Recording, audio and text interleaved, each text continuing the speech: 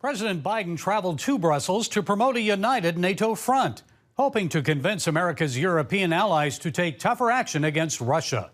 Putin was banking on NATO being split.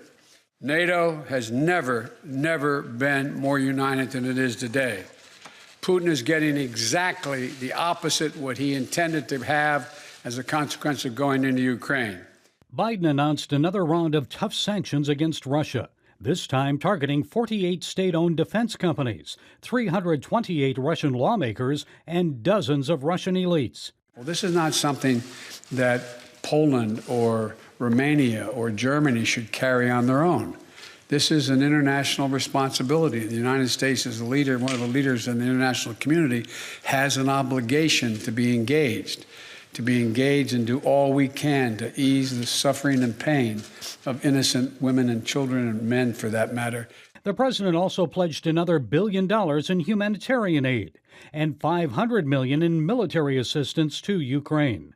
During Ukrainian President Zelensky's address to NATO, however, he said it's not enough and asked again for fighter jets and tanks to save his people and their cities. You have thousands of fighter jets, but we haven't been given one yet, said Zelensky. You have at least 20,000 tanks. Ukraine asked for 1% of all your tanks. Give to us or sell to us.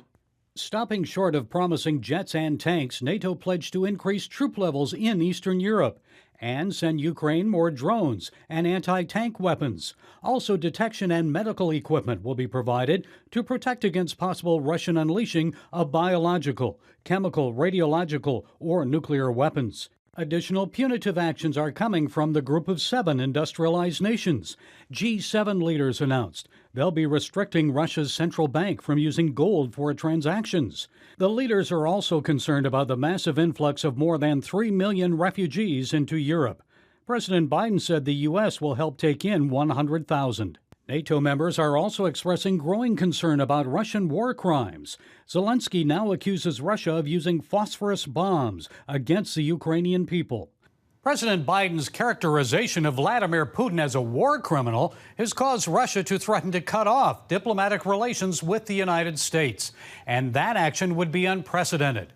The official severing of ties between the two countries has not taken place since formal relations were first established in 1809. Gary Lane, CBN News.